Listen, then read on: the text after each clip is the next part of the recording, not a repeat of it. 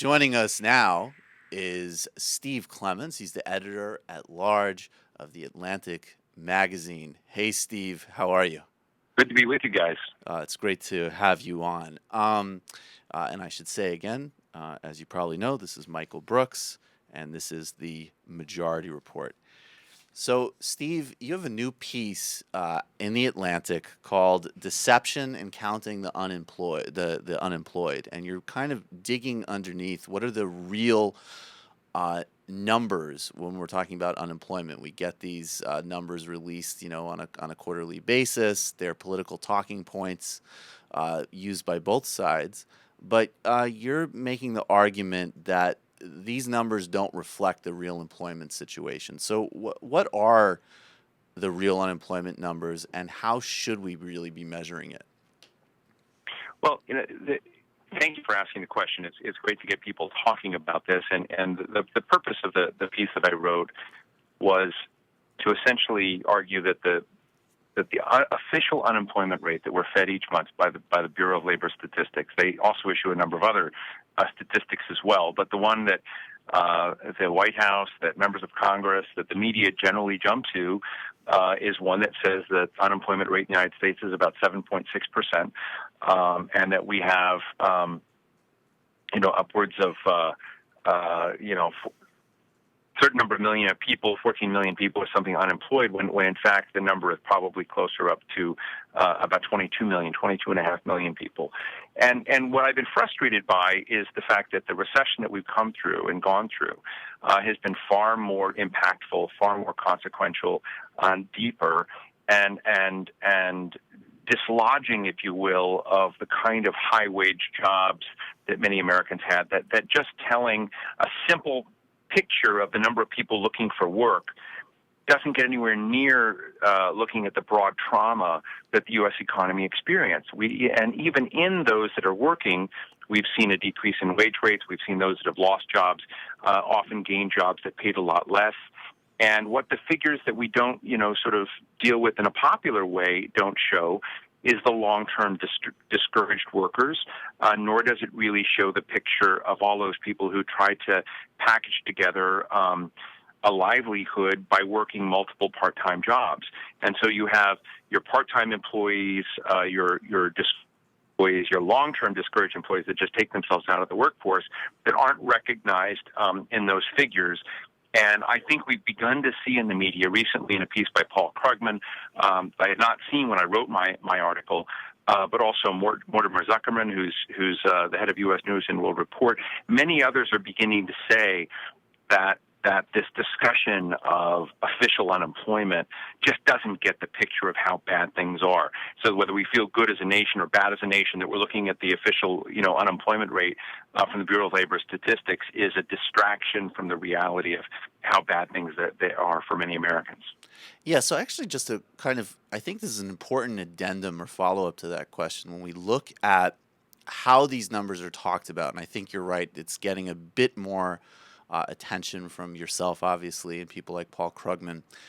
But these numbers, as you say, they come out once a month. They're obviously used in a political way to score points, win debates on the TV shows, and all the rest. And what I find interesting is that, and tell me what you think about this. This is a paradoxical position because you have the Democratic president and a Democratic leadership, arguably, who should be potentially more attuned to these types of problems, although that's debatable about what their real record is on these kind of deeper issues you're pointing to. They're the ones who are pointing to this very kind of crude and simplistic statistic to promote a record, and rightly so. That's kind of their political job, obviously. And then Republicans are more likely to be kind of highlighting these other issues, but at the same time, their actual policy agenda wouldn't do anything to address these problems. In fact, they'd exacerbate it.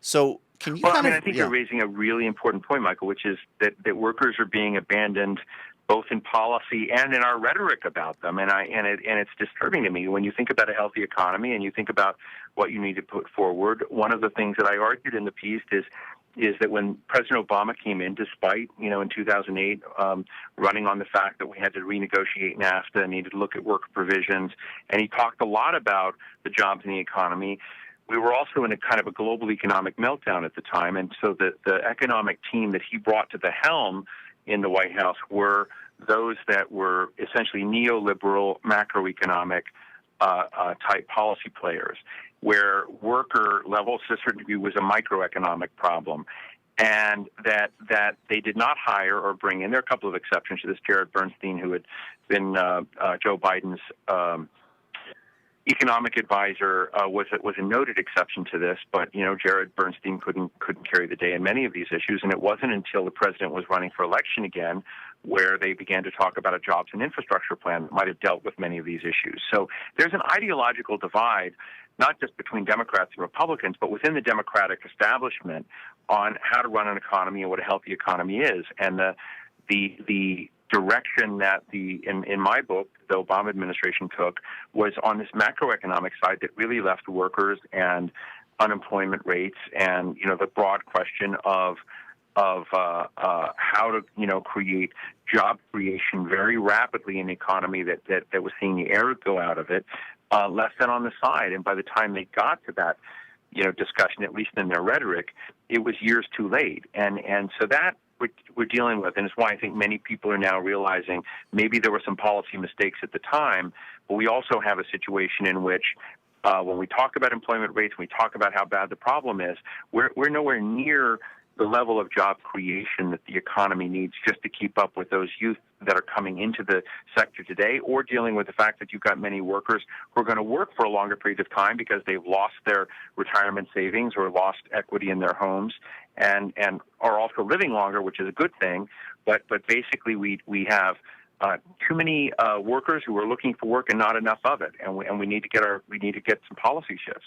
And also quality in terms of those jobs is a big factor as well. And I think what's so interesting about your piece, in addition to what we've highlighted so far, is you write about, this is kind of through a lens of a guy named Leo Hindry Jr., who I think probably some people who listen to the show at least have heard of. And he's kind of the preeminent, I would say, successful businessman, entrepreneur in America, who also is really quite pro-labor and understanding of a need for a kind of integrated economic development that really rewards and creates opportunity for a broad base of American society. He backed John Edwards, like a lot of other people, because Edwards, before he was kind of disgraced, really was the guy who was advocating on these issues the most clearly of any of the Democratic leadership. And you say that, in some respects, in many respects, when Obama first came into power, this is exactly the type of guy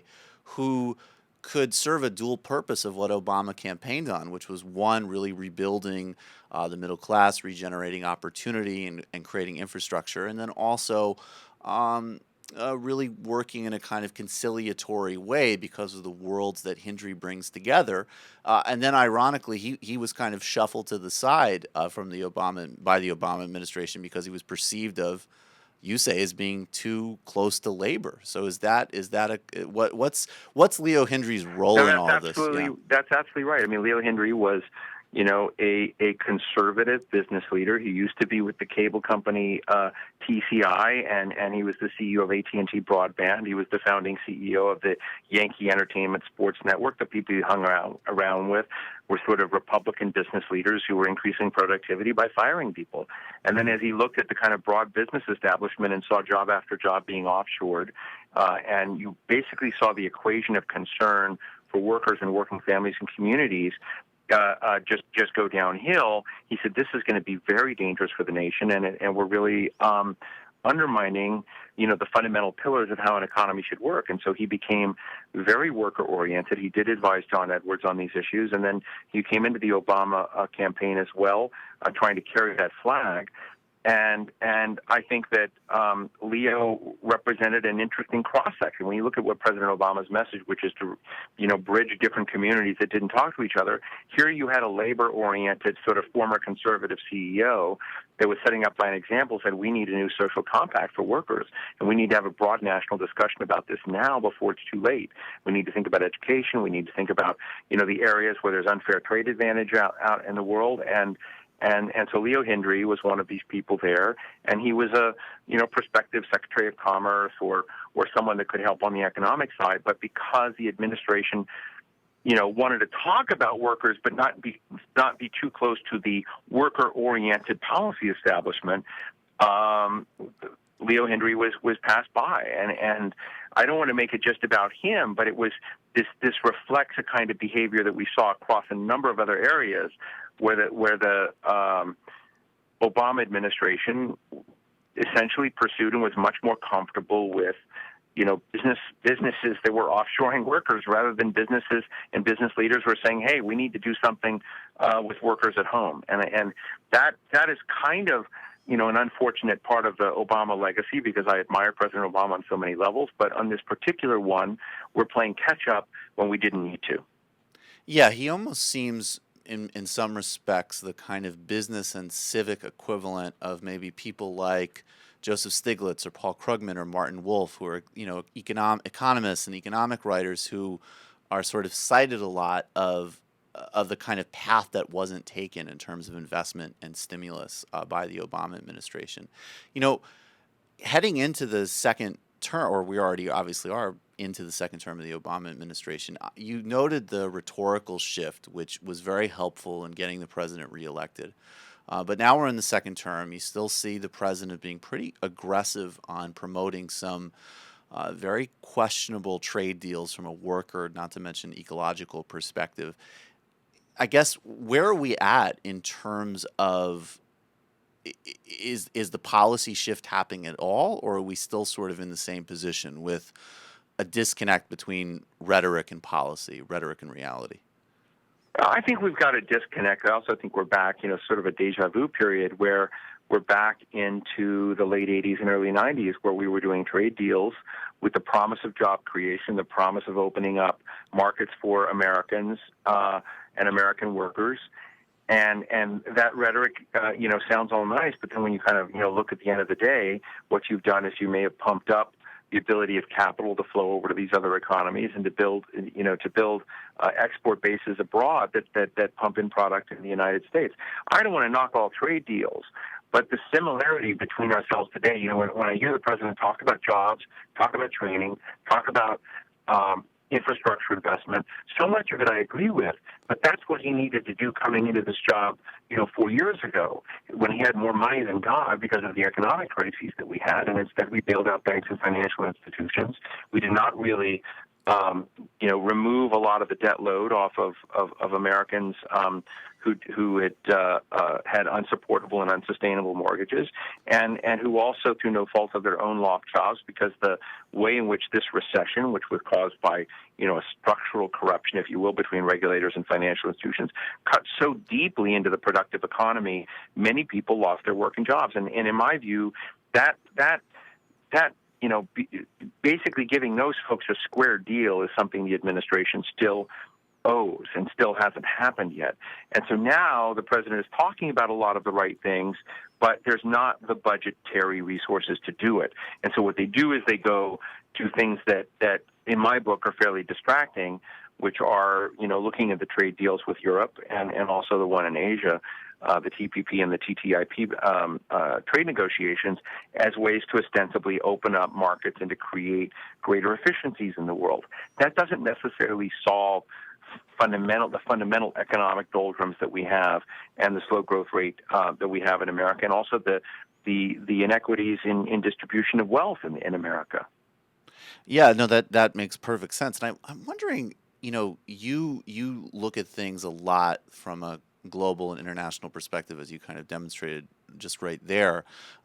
And a lot of what we cover on this show is this disconnect between the kind of austerity obsession, maybe trade obsession. That there's kind of certain policy conversations that dominate Washington um, that don't seem to have much of a disconnect with the kind of vital needs of most of the country and building a kind of genuine broad-based recovery. And I'm wondering, is there a kind of global corollary to that? So we see Europe, really hurting itself through austerity, and then we see places that we might look to. I know that there's been recent slowdowns, but places like China or Brazil, the kind of growing world, as it were, they're investing in themselves, and they're I mean, China, following more integrated China paths. invests 9% of GDP in infrastructure. Right. 9%. We invest less than 1%. So, I mean, yes, please go ahead. which nation are you going to say down the road is going to, investing in infrastructure, it shouldn't be done on cash accounting basis. Investing in high quality infrastructure creates recurring returns for an economy over time, so that generations in the future continue to benefit out of that deep structural investment that have been made, and we're just not doing enough of it in this country. Yeah, no, that makes perfect sense. We just have one more question for you, which my Yeah. co-producer Matt is going to ask you. Yeah. Go ahead. Listen. Hey, Matt. Hey, how are you? Listener, Gaius Publius from America Blog asked us to ask you, if the same measure used in 1933 were used today, what would our unemployment rate be? Well, Gaius Publius is a fantastic writer and author. I love reading his work, and I think that when they were out there, I don't know the answer to the question. So, I know that when labor data has been done for a long time, it's really great question. I don't know. Frankly, I don't know the answer. That if in the 1930s that the measure that they used were only people out looking for work, or whether or not, particularly up to 1937, when you had basically a cutback in government spending that prolonged the effects of the Depression, where there's so many people had fallen out of the workforce that they ended up coming up with a more politically palatable figure. It's a great question. I don't know the real answer. I can just simply say whether it was in 1930s or it's today or tomorrow. It is much more important from a policy perspective to have a fuller picture of the young people that are coming into the workforce, the elders that are staying in the workforce, those that are being trained and being shocked by the transitions in the economy. We need to give them resources to re-educate, retrain that are serious and effective. And that when we look at those, I used to work for Jeff Bingaman, the senator of New Mexico, where we'd have, our profile of many of the people who supported him were Hispanic, single head of household moms working 2 or 3 jobs to keep themselves afloat. How do you measure that? Is that measured in the labor statistics? This is a world where we've got much more big data, and we should be able to look and slice and dice this stuff in ways that give us a more honest and real picture of the job dilemma that's out there. Look at both in its domestic context, and then look at how it squares internationally with what others are doing to invest in their people. And so, while Gaius Publius, and recommend everyone read him, is asking an important question, whether it was then or today, we should all want a better and more honest picture of what's happening with our unemployed, so that we can develop better policy tools to respond to that challenge. And we can't keep building an economic strategy that is sort of built really around the top strata, essentially.